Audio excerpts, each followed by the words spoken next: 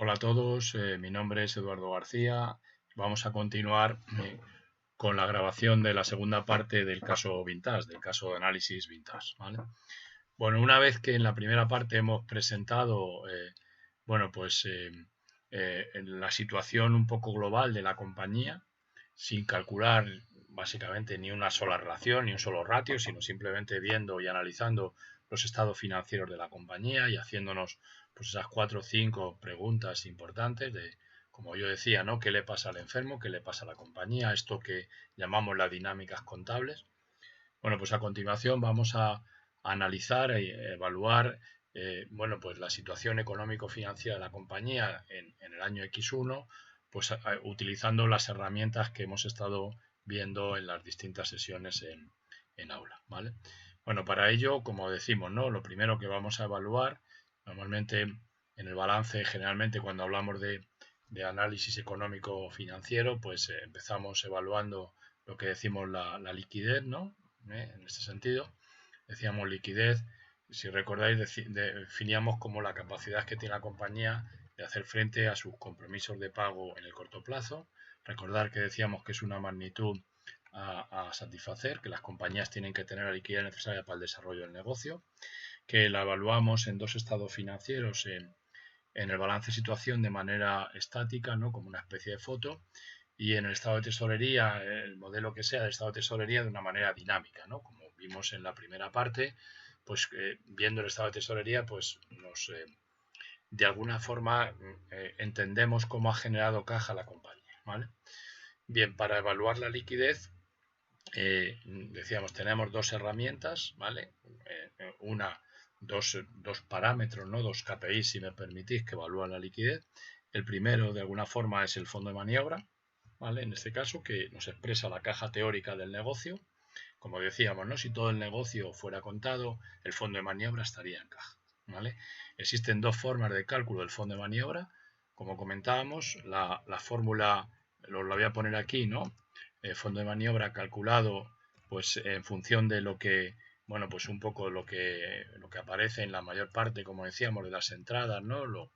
La manera tradicional de definir el fondo de maniobra como activo corriente, activo circulante menos pasivo circulante, ¿vale? En ese sentido.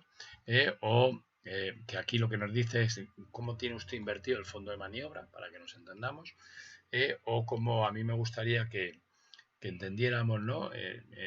Para definir las magnitudes que conforman el fondo de maniobra y por tanto que determinan la liquidez de una compañía, que son las variables permanentes, ¿no? Que son CP, es capitales permanentes, como hemos dicho ya, y ahí pues es activo inmovilizado. Si queréis, para que no existan dudas, pues vamos a ponerlo en términos de activo no corriente, ¿vale? En este caso, lo vamos a calcular para los dos, de las dos maneras, para que veáis en definitiva que de alguna forma funciona, ¿vale? Así que lo vamos a calcular para el año X0, pues sería activo circulante, activo corriente, si me permitís, así que activo corriente, ¿vale? Menos pasivo corriente, así que lo voy haciendo despacito para que si queréis lo hagáis vosotros también sobre la marcha, así que serían 22.658, que esta sería, como hemos dicho, la caja teórica del negocio.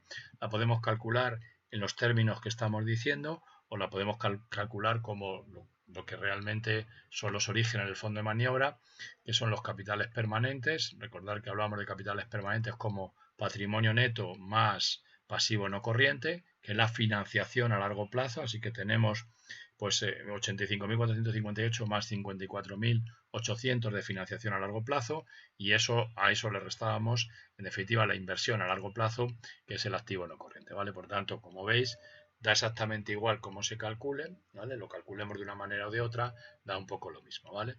Y por tanto, estas serían la liquidez, la caja teórica, si todo el negocio fuera contado, el fondo de maniobra estaría en caja, ¿vale? Pero ¿qué vemos? Que efectivamente todo el negocio no es contado, sino que hay una parte del negocio que está invertido de manera permanente en NOF, que hemos dicho, ¿no? La inversión operativa, que es como hemos dicho, el dinero que retiene el negocio, ¿vale?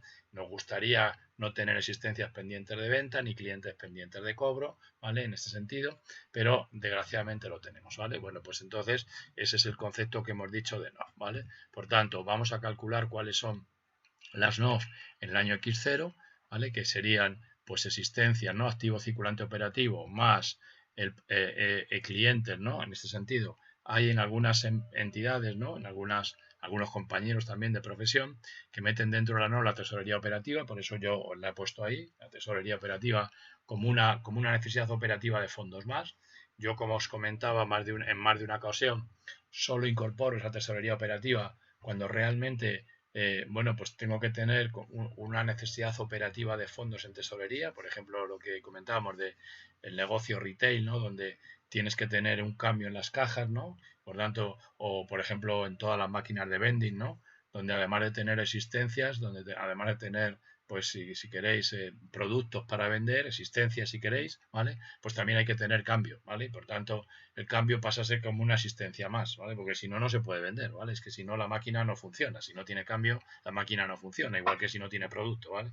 Por tanto, en esos casos, aunque lo llamemos dinero, porque su naturaleza es dinero, pero operativamente funcionaría como una asistencia más, o en algunos casos lo que decimos las cajas de los supermercados, de las grandes superficies, que tienen que tener pues esa tesorería mínima operativa para trabajar, ¿no? Bueno, en ese caso yo sí que la suelo incorporar y como tesorería operativa, ¿vale? Pero en otros casos, pues casi prefiero que no, ¿vale? Por tanto, inversiones operativas, activo circulante operativo, ¿vale? En ese sentido, y a eso habría que restarle, ¿vale? Le restaríamos el pasivo circulante operativo, que sería pues toda la financiación operativa. Así que proveedores, así que vamos a hacer, lo voy a poner entre paréntesis, serían todo lo que es la financiación operativa. Proveedores, ¿vale? Más otros acreedores, más la seguridad social, más todos los organismos, en este caso, pues acreedores, ¿vale? En este sentido. Así que, bueno, pues eso, ¿no? Por un lado, como hemos dicho, pues la 101, vamos a poner aquí 101, ¿vale? Así que serían 98, 99, perdonad, la 100, que no lo ha cogido bien, 99, perdón, 99, la 100, la 101, pues la 100 también, no la tenemos aquí, ¿vale? Así que todo lo que es, vale, cerramos el paréntesis, así que todo lo que es en definitiva, pues la financiación, bueno, pues financiación operativa, para que nos entendamos, ¿vale? Y por tanto, bueno, pues aquí lo que haríamos sería calcular la diferencia, ¿no? Aquí cuidado con el signo, ¿vale? Yo lo he puesto así, déficit o superávit, ¿vale? Al final del periodo. Por tanto, si tenemos déficit, habría que calcularlo para que esto funcione bien y para que no nos confundamos, habría que calcularlo en este sentido como NOF, ¿vale? Menos, perdón. Así que sería NOF, necesidad operativa de fondo, menos el fondo de maniobra, ¿vale? Así que así es como lo tendríamos que calcular. Por tanto, lo voy a calcular así, menos el fondo de maniobra, y por tanto tendríamos un déficit de 7.225, que evidentemente pues coincide con lo que la póliza de crédito que tenemos abierta, financiación bancaria a corto plazo, que puede ser una póliza de crédito, que puede ser una línea de descuento de efectos, etcétera, etcétera, etcétera. ¿De acuerdo? Bueno, vamos a ver qué es lo que ha pasado en el año siguiente, ¿vale? Así que vemos a ver qué ha pasado el año siguiente y vamos a calcular las variaciones, ¿no? Así que las variaciones las vamos a calcular así, directamente. Así que nuestro fondo de maniobra ha aumentado en 4.600, perdón, ¿vale? Así que ha aumentado aquí en 4.600, debe ser que he puesto aquí número, vamos a ponerlo en número, es que estaba en porcentaje, ¿vale? Así que 4.600 el fondo de maniobra ha aumentado, ¿vale? En valores absolutos, ¿vale? Vamos a ver cuánto han aumentado las NOF, ¿vale? También aparecerían aquí en número.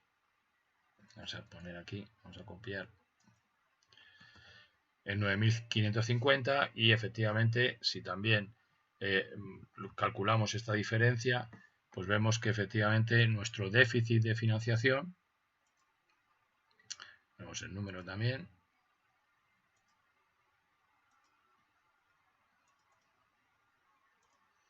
Así que nuestro déficit de financiación ha sido 4.951, que era lo que ya en su momento, cuando hicimos en definitiva el apartado 1, ¿vale? Cuando hicimos bueno, pues este análisis que hemos hecho antes, es lo que ya nos aparecía ahí, 4.951, que es lo que ha aumentado nuestro déficit de financiación, ¿vale?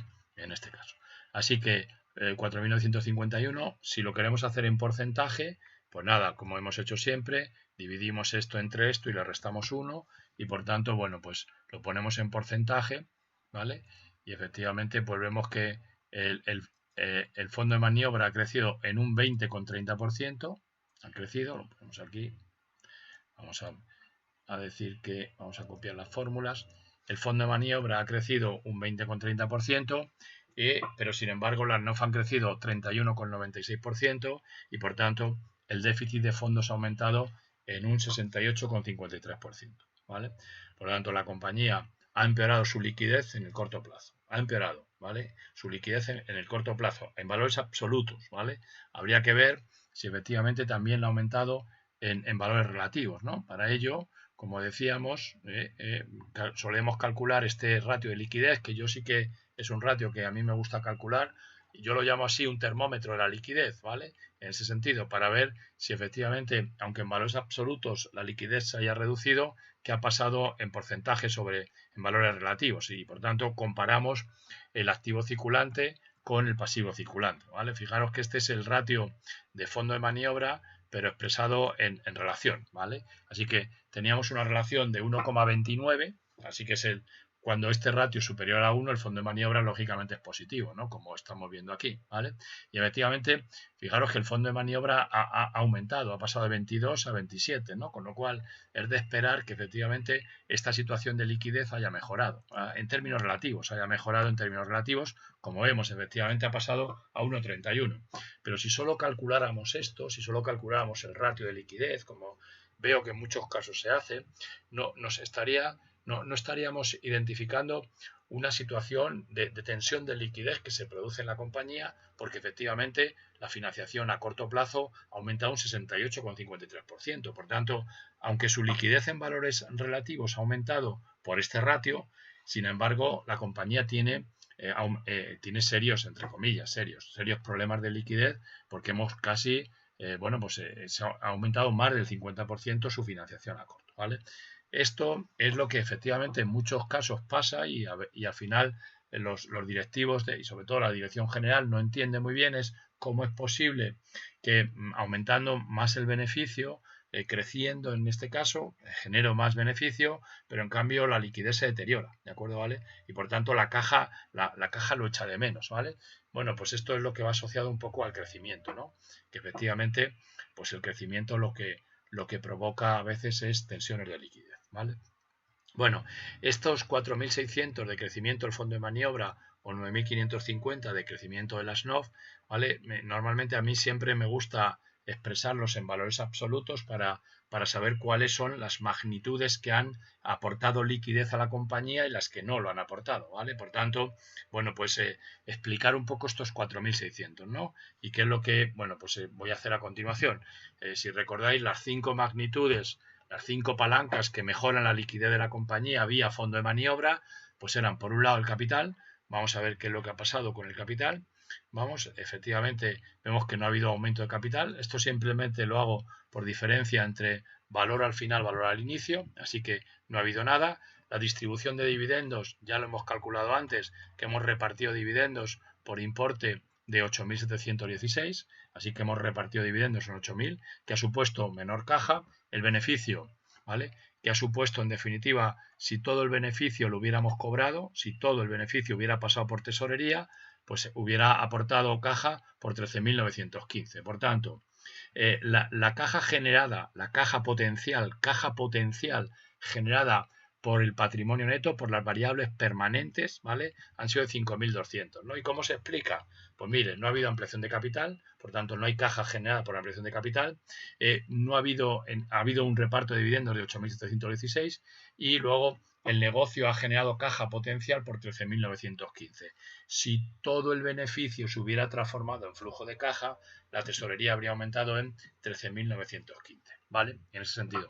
Ya vemos que hay parte del beneficio que no se ha transformado en flujo de caja porque ha quedado retenido en cuentas por cobrar, ¿vale? En cuentas por cobrar, ha quedado retenido en existencias, como ya hemos visto, ¿vale? Bueno, ahora vamos con la otra magnitud de los capitales permanentes, que es la variación de la deuda a largo. ¿Qué ha pasado con la deuda a largo? Bueno, pues lo que ha pasado con la deuda a largo es que teníamos 54.800, perdón, y ahora solo tenemos 54.800. Por tanto, lo que ha pasado es que, ¿qué? Joder, pues que hemos cancelado deuda por 4.800 y por eso es porque en definitiva lo que ha supuesto es que los capitales permanentes, la caja teórica, como consecuencia de la financiación a largo plazo, solo ha aportado 400 euros, 400 unidades monetarias, ¿vale? ¿Y por qué entonces este incremento de 4.600 del fondo de maniobra? Pues habrá que verlo en las magnitudes del activo no corriente. ¿Qué ha pasado con el activo no corriente? Bueno, pues vamos a ver qué es lo que nos ha pasado. Pues si efectivamente comparamos lo mismo, así que comparamos lo que tenemos al final del periodo, ¿vale? En ese sentido, 186 con lo que tenemos al inicio, 180, vemos que en este sentido hemos drenado tesorería también, ¿para qué? Pues para la compra de inmovilizado, ¿vale? En ese sentido, si no hubiera sido por el efecto de las amortizaciones, pues en este caso lo que hubiera pasado es que el fondo de maniobra pues hubiera disminuido, ¿vale? Por tanto, si ahora restamos el importe de las amortizaciones, esto menos esto, pues efectivamente vemos el crecimiento, esos 4.600, porque de alguna forma se ha debido, ¿vale? Así que, en resumen, ¿vale? Este, que es lo que suelo llamar yo el fondo de maniobra básicamente contable, así que esto sería en términos contables, ¿vale? Oye, ¿cómo ha generado dinero la compañía como consecuencia del fondo de maniobra? Pues fundamentalmente, como vemos, por el patrimonio neto, 5.200, ¿vale? Como consecuencia del beneficio generado y la distribución de dividendos. Hemos aplicado caja para cancelar deuda, hemos aplicado caja también para hacer nuevas inversiones de alguna forma en activo, ¿vale? En ese sentido. Fijaros, este sería el fondo de maniobra contable y este para nota, ¿vale? Si lo queréis desde un punto de vista financiero, si hablamos en definitiva en términos de pasta, ¿vale? En este caso, ¿vale? Pues podríamos coger aquí y vamos a copiar esto para ponerlo en términos de dinero, ¿vale? Para que veáis que en ese sentido, vamos a ponerlo, copiamos en definitiva la fórmula, ¿vale? Y modificamos lo que sea, ¿vale? Aquí en términos de dinero, el dividendo va a ser el mismo, el beneficio de alguna forma vamos a ver que sea el mismo, vamos a suponer que este también es el mismo, ¿vale? Vamos a coger esto que es igual, también la compra de inmovilizado que es igual, ¿vale? Vale, ¿dónde tenemos la única novedad para hacerlo en términos realmente de flujo de caja? Pues fijaros, aquí hemos dicho que el beneficio sería la caja, ¿vale? Pero hay una serie de gastos dentro del beneficio que no suponen desembolso de pasta, ¿vale? Que eran las amortizaciones. Por eso es por lo que, si queréis calcular el fondo de maniobra en términos financieros, este sería en términos contables, que es lo que estamos diciendo, esta columna me lo representaría en términos contables, en términos financieros, para saber los orígenes de la caja, bueno, pues diríamos al beneficio habría que sumarle, en este caso, las amortizaciones, ¿vale? Que son, como ya hemos dicho muchas veces, en definitiva, pues gastos no desembolsables, ¿vale? Por tanto, desde un punto de vista financiero, oye, ¿cuánto es lo que ha generado? ¿Cuánta caja potencial? Caja potencial, por eso por lo que lo pongo, caja potencial. ¿Cuánto es la caja potencial que ha generado el beneficio? Si todo el beneficio se hubiera cobrado, ¿vale? ¿Cuál sería la caja potencial generada? Pues 24.155, que sería el qué? Pues el beneficio más la amortización del periodo, ¿vale? Por tanto, desde un punto de vista financiero se entiende mejor la variación en el fondo de maniobra, porque es la variación de la caja teórica, ¿vale? Que ha sido, bueno, pues mirar, hemos generado caja como consecuencia de la ganancia, 24.155, y hemos aplicado caja ¿para qué? Pues hemos aplicado caja para pagar dividendos, hemos aplicado caja para cancelar deuda, hemos aplicado caja ¿para qué? Pues coño, para comprar inmovilizado, ¿vale? Por tanto, ¿cuánto es la variación del fondo de maniobra, ¿vale? En términos, en este sentido, de pasta, pues 4.600, ¿vale? En este sentido, que nos da lo mismo, ¿vale? Pero yo creo que es mucho más interesante verlo desde un punto de vista de la pura pasta, ¿vale? Así que 24.115 es lo que ha generado el negocio, ¿vale? Hemos pagado dividendos, hemos cancelado deuda, hemos comprado nuevos activos, ¿vale? Por tanto, hemos generado caja por las variables permanentes por importe de 4.600, ¿vale? Como veis, es otra forma de analizar el estado de tesorería, ¿vale? En este caso, simplemente a partir del fondo de maniobra, para que nos entendamos, ¿no? Y comparándolo con el fondo de maniobra contable, ¿vale? Bueno, ¿esto qué sería? Pues esto sería lo que habría aumentado la caja, ¿vale? O si queréis disminuido la deuda a corto, ¿vale? Así que estos 4.600 sería lo que tendría que haber aumentado la tesorería, o en el caso de que la compañía, como hemos visto que tiene déficit de financiación, 7.225, lo que tendría que haber reducido el déficit, ¿vale? Por tanto, si todos los ingresos los hubiéramos cobrado en este periodo y todos los gastos desembolsados los hubiéramos pagado, pues el déficit se habría reducido en 4.600. Pero ¿qué ha pasado? Que desgraciadamente eso no ha sido así. Y por tanto, ¿qué nos ha ocurrido? Que el dinero, el negocio, en este periodo, ha retenido incrementalmente más dinero. ¿De acuerdo? ¿Vale? Y por tanto, ha habido parte de esa facturación que no ha pasado por caja, ¿vale? Y en este caso, ¿cuál ha sido la parte de la facturación que no ha pasado por caja?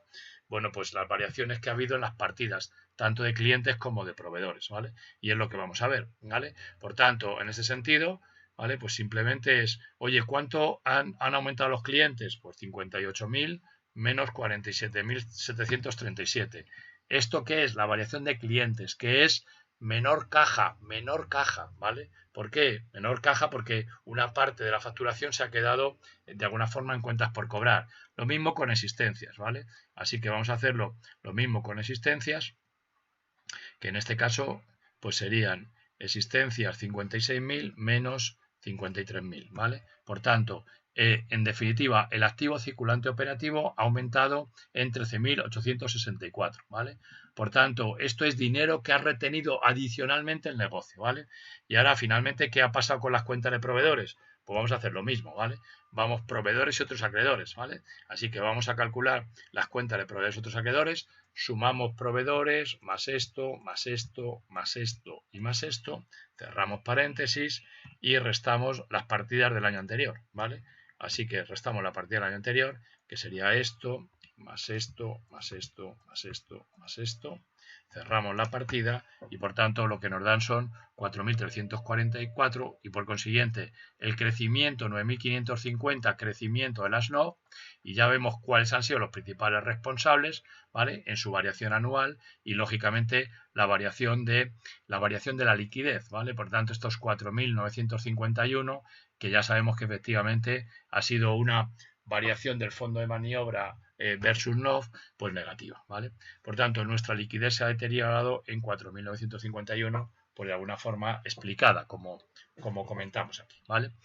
Si ya para terminar un poco calculáramos todos los ratios, hemos calculado este ratio de liquidez, vamos a confirmar las hipótesis calculando los ratios de periodo medio de cobro, periodo medio de almacenamiento, periodo medio de pago, ¿vale?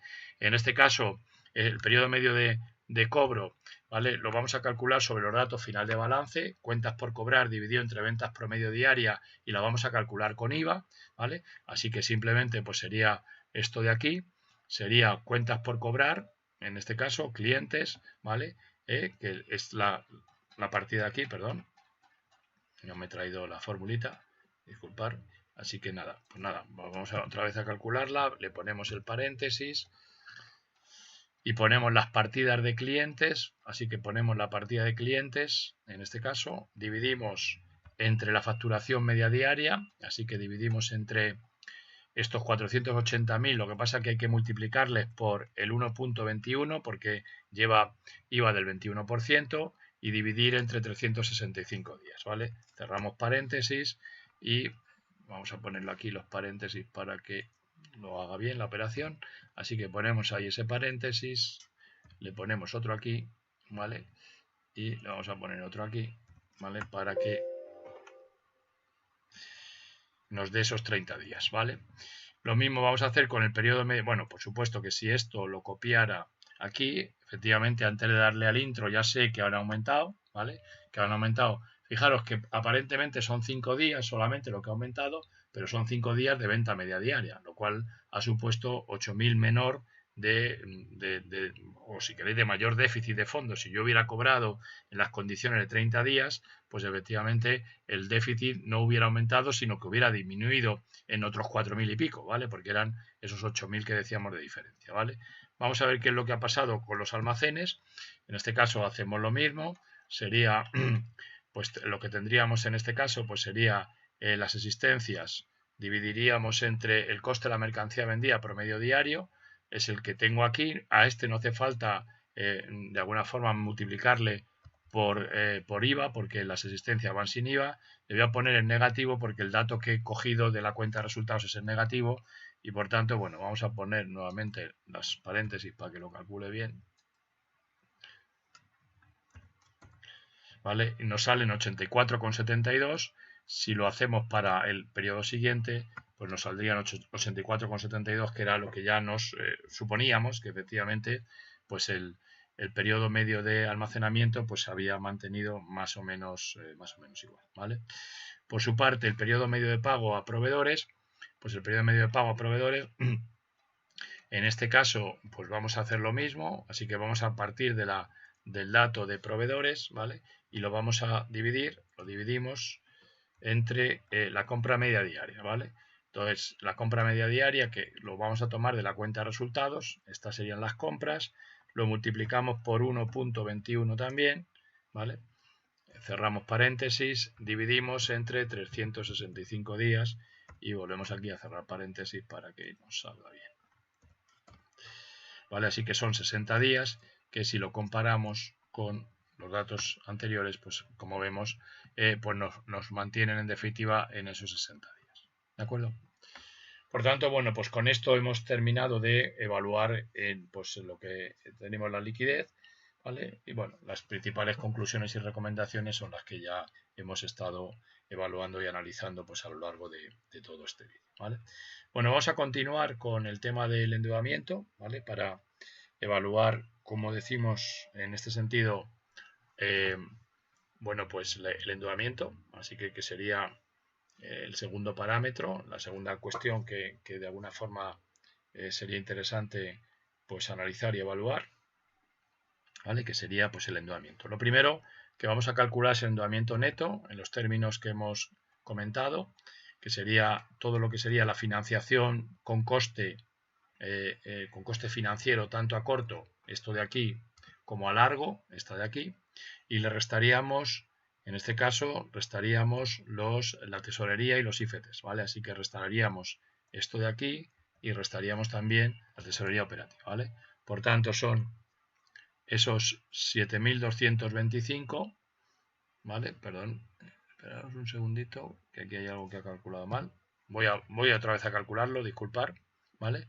Sería, por un lado, lo que sería la financiación a corto, ¿vale? Más la financiación a largo, estos 54.000, y ahora restaríamos, pues en este caso, las inversiones financieras temporales y restaríamos también la tesorería operativa, ¿vale? Por tanto, 62.025, ¿vale? Que ese sería el endeudamiento neto al final del periodo, ¿vale? En este caso, y este sería al final del periodo 1 y este sería el endeudamiento neto al final perdón, este sería al final del periodo 0, este sería al final del periodo 1, ¿vale? Que era lo que nos aparece en el estado de tesorería, 62.025 y 62.175 al final de cada uno de los periodos, ¿vale? Como vemos, el crecimiento en valores absolutos pasa como ya hemos visto, es de 151, que ya lo hemos explicado antes, ¿vale? En este sentido. Así que, ¿por qué aumenta en 151? Bueno, pues porque usted lo que ha generado en este sentido, lo que ha generado de dinero, lo ha aplicado usted, pues ¿a qué lo ha aplicado? Pues a comprar, a pagar dividendos, lo hemos aplicado, pues en este caso, pues a hacer nuevas inversiones, ¿vale? Lo hemos aplicado también pues para NOF, básicamente, ¿vale? Y por tanto lo hemos aplicado fundamentalmente para esas tres cosas y eso lo que ha supuesto es que efectivamente no tenemos dinero para todo y por tanto nuestro endeudamiento pues aumenta en 151, ¿vale? Bueno, los ratios que solemos utilizar, ya lo que os comentaba en este sentido, ¿por qué? ¿Qué es lo que ha pasado con el endeudamiento? Pues ya lo conocíamos, ¿no? El endeudamiento en este sentido, con los ratios, pues ha disminuido como consecuencia que el crecimiento en el activo ha sido y el crecimiento del activo, perdón, ha sido inferior al crecimiento del patrimonio neto, ¿vale? Y por tanto, nuestra relación de endeudamiento ha mejorado, ¿vale? Y lo vemos efectivamente en todos los ratios, ¿vale? El primero, el de solvencia, pues que relacionamos activo total del activo, lo relacionamos con el total del pasivo, así que lo relacionamos con el pasivo corriente más el pasivo no corriente, perdón, con el pasivo corriente. Por tanto, ese sería el ratio de solvencia, que decíamos que tiene que ser superior a la unidad, pero bastante superior a la unidad. El ratio de endeudamiento, que es el inverso del anterior, ¿vale? Que lo relacionamos como pasivo, lo calculamos, vamos a poner aquí paréntesis, ¿vale? Lo calculamos como pasivo, ¿vale? Más pasivo corriente, pasivo no corriente más pasivo corriente, y lo dividimos, en este caso, pues entre el total del activo, del endeudamiento, perdón, y lo dividimos, perdón, entre el patrimonio neto. Estaba pensando en el ratio de liquidez, ¿vale? Perdón, de solvencia, así que este ratio pasivo partido entre el patrimonio neto. Luego el ratio de endeudamiento 2, que lo que hacemos es que relacionamos el endeudamiento neto, lo relacionamos con el patrimonio neto, ¿vale? Que este es el que realmente calculan las entidades financieras, así que este de aquí, y que normalmente es el que piden que sea inferior a la unidad, ¿vale? También vamos a calcular los ratios de cobertura de gastos financieros, que relacionamos, si recordáis, el EBITDA, ¿vale? Relacionamos el EBITDA en este caso con los gastos financieros para ver qué peso tiene, así que 30.847 lo relacionamos con los gastos financieros, como lo tomo de cuenta de resultado lo pongo en negativo, ¿vale? Y que por tanto este decíamos que debería de ser superior a 7, por tanto tiene una situación desde el punto de vista del peso de la EBITDA sobre el gasto financiero muy sólida, ¿vale? Vamos a relacionar también el endeudamiento neto partido por EBITDA, ¿vale? Así que serían 62.025 dividido entre el EBITDA, así que si dividimos esto entre el EBITDA,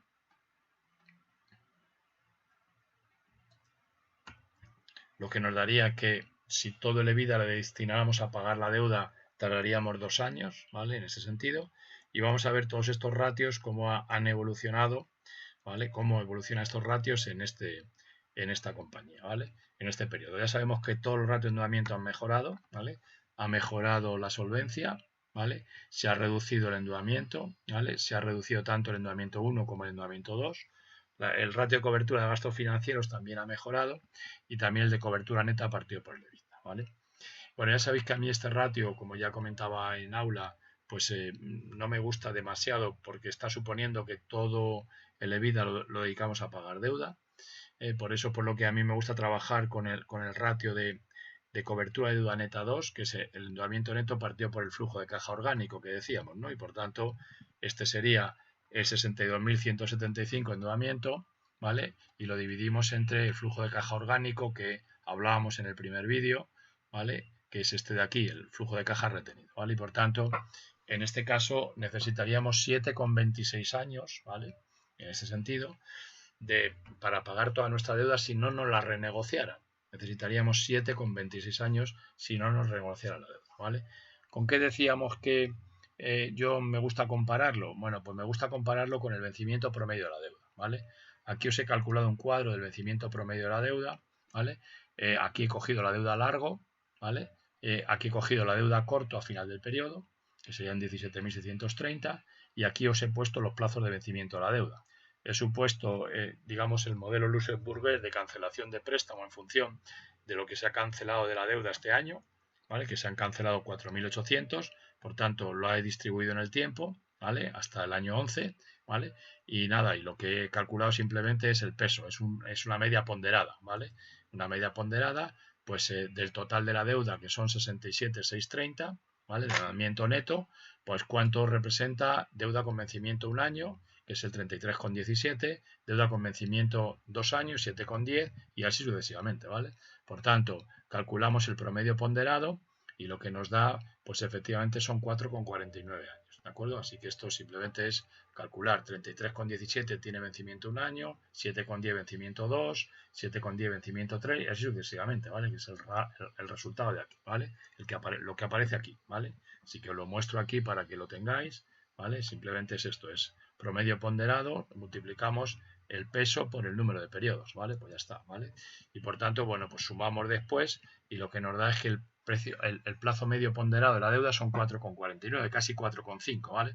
Por tanto, esto es un poco lo que yo reclamo, ¿vale? Que efectivamente, ¿vale? Este ratio de plazo promedio de la deuda, en este caso, debería de ser superior, el plazo promedio de vencimiento de la deuda debería de ser superior a este ratio de cobertura de deuda neta, ¿vale?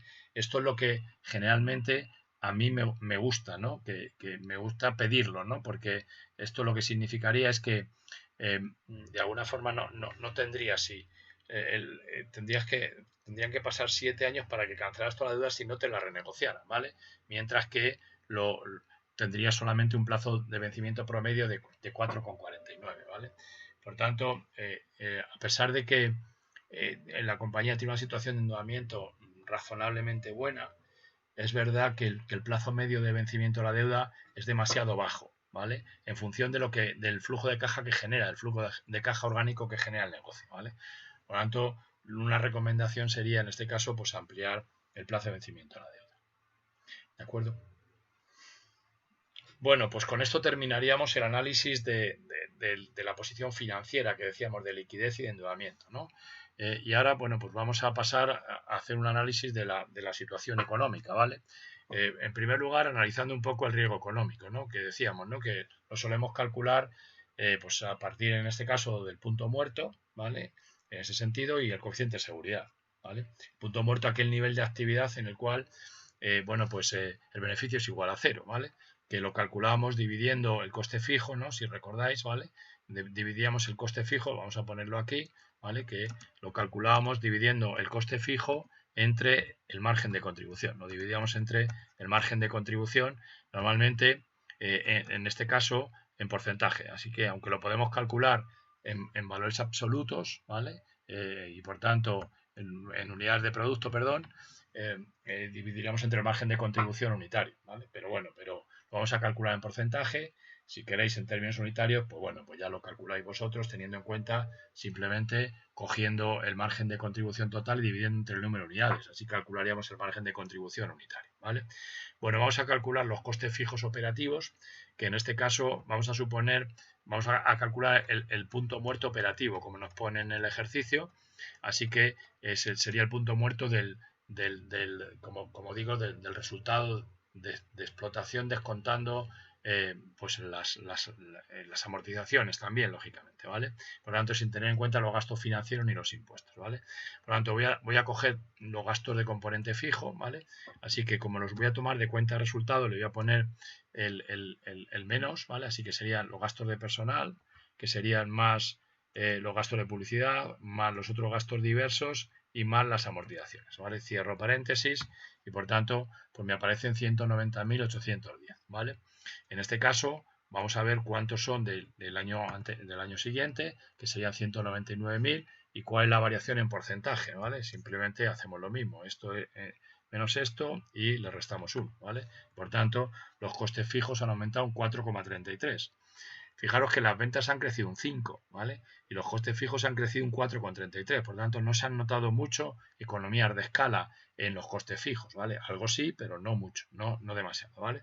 Por su parte, el margen de contribución, ya recordar que decíamos que había caído, ¿vale? El año pasado, el margen de contribución, que sería en porcentaje, pues serían este de aquí, el 43,20, ¿vale? Y este año, pues ha caído, ¿vale? Ha caído como consecuencia no de los costes de logística y de las comisiones, porque son los mismos, sino se han mantenido los precios de venta y el coste de la mercancía vendida ha disminuido, ¿vale? Perdón, ha aumentado y por tanto el margen bruto ha disminuido, como consecuencia probablemente de que los precios de compra han aumentado. Esto lo podemos ver en la pestaña del margen bruto, donde efectivamente las compras el año pasado eran de 3,7 y este 3,76 y este año han sido de 3,78, ¿vale? Lo que ha llevado efectivamente a que el coste de la mercancía vendida pues en este sentido ha aumentado, ha pasado de 3,75 a 3,78 y por tanto hemos disminuido el margen bruto, ¿vale? Por tanto, la caída en este sentido del margen de contribución se ha debido exclusivamente a la caída del margen bruto, ¿vale? Que ha caído un 0,89 y por tanto ya sí que podemos calcular cuál es el punto muerto, que serían 190.000, dividido entre 44,20, pues el punto muerto le alcanzaríamos en 431.914, ¿vale? Y si lo calculáramos para este año, pues en 454,646, ¿vale? Por su parte, el coeficiente de seguridad, pues como hemos dicho, lo voy a poner aquí para que veamos cómo lo calculamos, sería en las ventas, ¿no? En este caso, pues serían ventas, ¿vale? Menos ventas a punto muerto y dividido todo esto, dividido entre las ventas, ¿vale? Así que lo vamos a calcular. ¿Cuánto sería el coeficiente de seguridad? Pues tendríamos ventas arriba del todo, así que ponemos en definitiva pues las ventas correspondientes 480. Vamos a poner aquí paréntesis, ¿vale? Así que ponemos un paréntesis, le restamos las ventas a punto muerto, así que le vamos a restar las ventas a punto muerto, que hemos dicho que eran ventas a punto muerto. A ver, ya llego, ya aquí, ¿vale? Así que voy a cerrar el paréntesis de momento, ¿vale?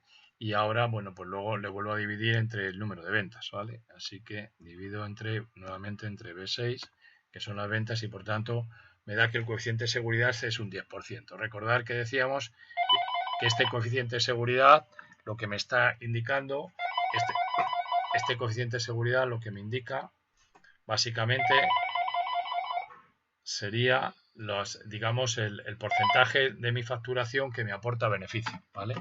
Así que porcentaje de facturación que nos está aportando beneficio, pues serían este 10,02, ¿vale? Si lo copiamos aquí, pues vemos que nuestro coeficiente de seguridad ha disminuido, ha pasado a ser un 9,79%, ¿vale?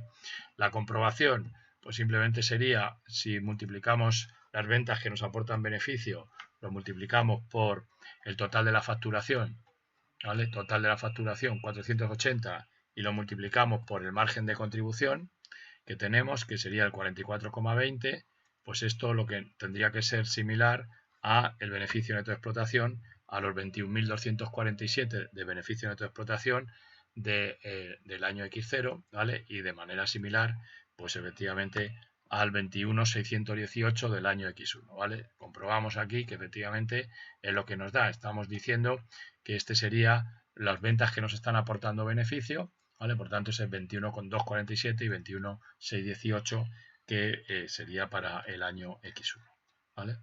Por tanto, bueno, pues este coeficiente de seguridad, holgura operativa, que es un 10,0 y que se ha reducido a 9,79. Por tanto, la compañía ha empeorado su riesgo, ¿vale? Y lo ha empeorado como consecuencia de que, en primer lugar, el punto muerto ha aumentado, un 5,26, más de lo que han aumentado las ventas.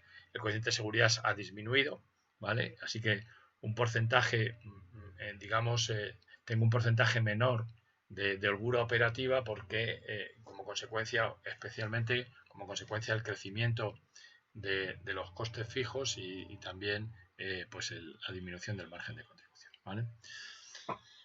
Por tanto, en estas condiciones, si hacemos un pequeño parón aquí y un resumen, decimos, oye, el crecimiento ha supuesto un empeoramiento de la situación de liquidez, ¿vale? En este caso, porque nuestro endeudamiento neto en el corto ha aumentado casi un 69%.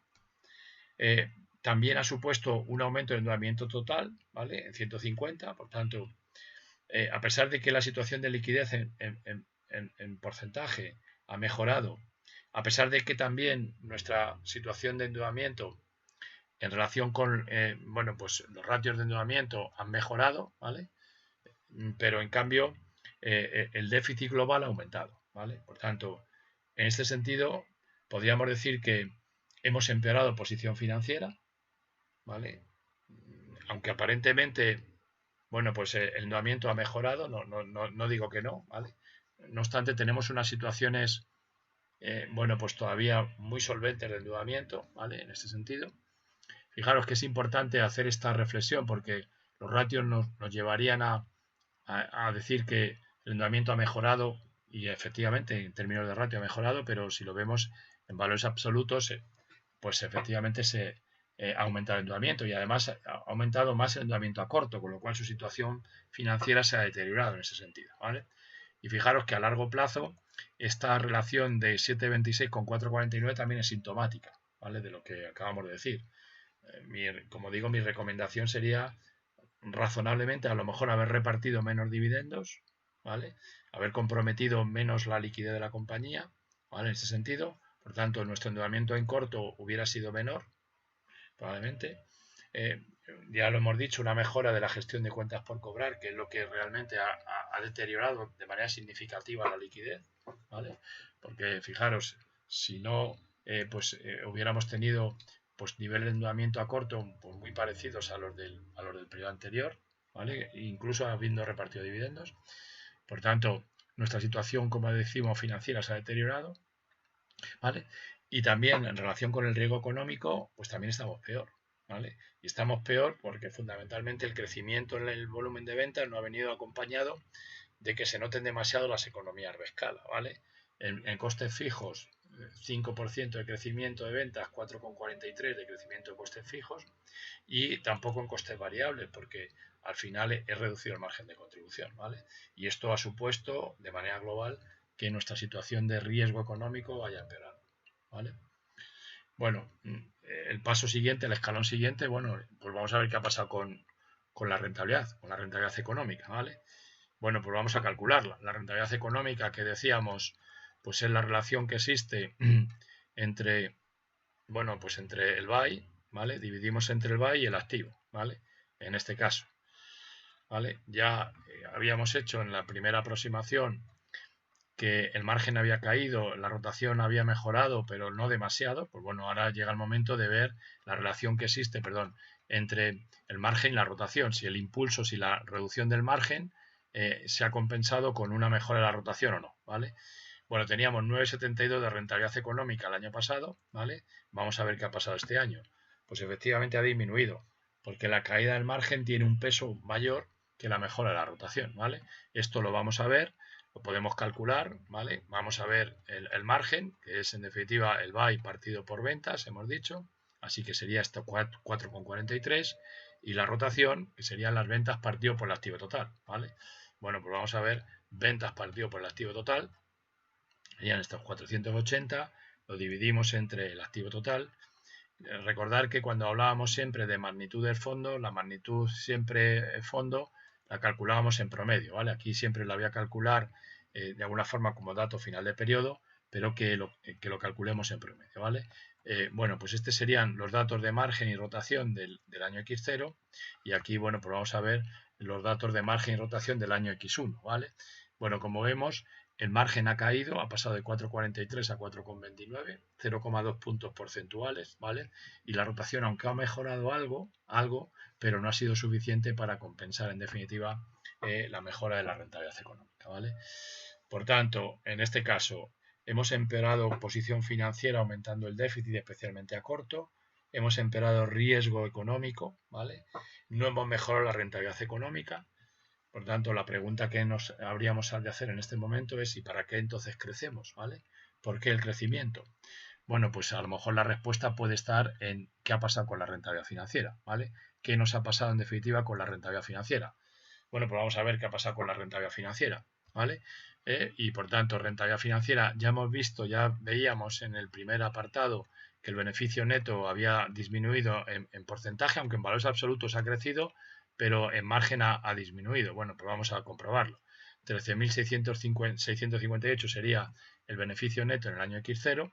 Si lo comparamos con el patrimonio neto del año X0, pues serían un 15,98% de rentabilidad financiera, en este caso después de impuestos. Vamos a ver qué es lo que ha pasado si lo comparamos con este ejercicio.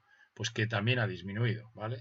Por tanto, en valores, aunque en valores absolutos el beneficio ha crecido, pero en rentabilidad, en valores relativos ha disminuido, ¿vale? Y por tanto, esto es una cosa que suele pasar habitualmente, que el crecimiento a lo mejor no mejora sustancialmente, empeora la situación tanto económica como financiera de la compañía, ¿no? Que es un poco lo que estamos un poco tratando aquí de decir. Es verdad que no se ha deteriorado sustancialmente, es verdad que teníamos una situación de posición financiera razonablemente, probablemente tendríamos que vigilar esto y en relación con la posición económica, con la rentabilidad económica, es verdad que aunque la rentabilidad económica ha caído, no ha caído tampoco demasiado, ¿vale? Es verdad que hemos aumentado el riesgo, ¿vale?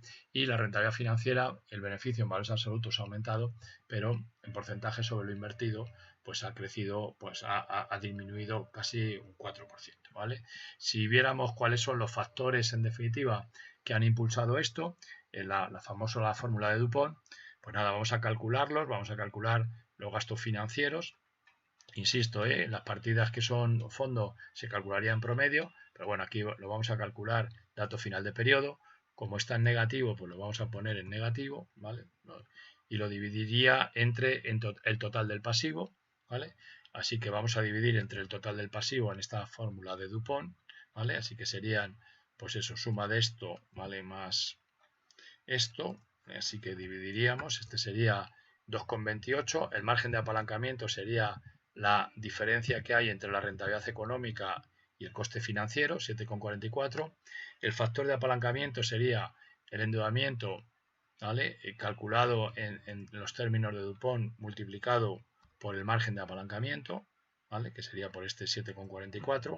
Por tanto, el factor de apalancamiento, lo que yo llamo el efecto bancario, ¿vale? Como comentábamos, ¿no? Toda empresa es mitad industrial, que es el ROI, mitad banco. Bueno, pues el efecto banco, ¿vale? Sin tener en cuenta los impuestos, ha aportado la rentabilidad financiera un 11,59%, mientras que el efecto ROI un 9,72%, este sí también antes de impuestos, ¿vale? Y ahora, si descontáramos el factor impositivo, bueno, vamos a calcular el factor impositivo, que simplemente pues sería, en este sentido, calcular cuál es el coste de la financiación, así que en este caso sería dividir los impuestos, voy a poner negativo, ¿vale? Así que este sería, porque lo tomo en negativo, lo dividiría entre 18,210, así que este sería el tipo impositivo efectivo, ¿vale? El factor impositivo siempre lo calculamos por 1 menos t, ¿de acuerdo? Así que siempre lo calculamos 1 menos t, siendo t el tipo impositivo, ¿vale? En este caso. Por eso es por lo que, como he calculado cuál es el tipo impositivo, pues nada, simplemente aquí lo que hago es que le resto, así que 1 menos, voy a poner paréntesis, y por tanto pues saldría 0,75, tendría que salir 0,75 y efectivamente, como vemos, es el 15,98, ¿vale? Vamos a reproducir esto aquí, lo reproducimos y vemos un poco cuál es la evolución, ¿vale? Cuáles han sido los factores que han impulsado, primero la comprobación, que sale bien, y aquí, como os decía, como me gusta a mí calcular, cuál es el efecto industrial después de impuestos, así que sería el ROI por 1 menos t, así que de estos 15,98, 7,29 lo aporta el negocio operativo después de impuestos y 8,69 lo aporta el efecto apalancamiento, ¿vale? El efecto apalancamiento consistente en qué? Pues en que efectivamente yo le estoy sacando a mi negocio una rentabilidad, si me permitís, 9,72, después de impuestos, si queréis, 7,29, ¿vale? Que efectivamente es superior al coste de la financiación, ¿vale? Y como estoy razonablemente muy endeudado, estoy endeudado, pues efectivamente lo que aporta el efecto apalancamiento, pues es un 8,69, ¿vale? Por tanto, como siempre decimos, ¿no? Nos gustaría que la mayor parte de la rentabilidad financiera sea como consecuencia lo que aporta el negocio, ¿vale? Es decir, de su ROI, después de impuestos, o si queréis en definitiva del parámetro este ROCE, ¿no? Que sería un poco lo mismo, ¿vale? Pero desgraciadamente en este caso, pues efectivamente el negocio industrial aporta menos que el efecto apalancamiento, ¿vale? Y un poco lo mismo para el año X1, ¿vale? Que sería 7,10 y 8,25, ¿vale? Al final hemos perdido 0,19 puntos porcentuales de rentabilidad financiera por el efecto industrial y 0,45 puntos porcentuales de lo que sería el efecto endeudamiento. Es verdad que dentro de lo malo, pues es mejor porque la pérdida de rentabilidad financiera ha sido como consecuencia de la reducción del efecto apalancamiento y por tanto de la reducción de nuestro nivel de endeudamiento y por tanto de nuestro riesgo financiero. Pues bien, hasta aquí, ¿vale? Espero que os haya sido de utilidad, ¿vale? Es un poco lo que, bueno, a mí, digamos, me gusta reseñar y por tanto, bueno, pues intentar entender qué es lo que hay un poco detrás de los estados financieros, ¿vale? Pues así que nada, pues espero que os haya sido de interés el vídeo y nada, pues si os gusta, como siempre digo, pues dadle a un like, ¿vale? Y se acabó.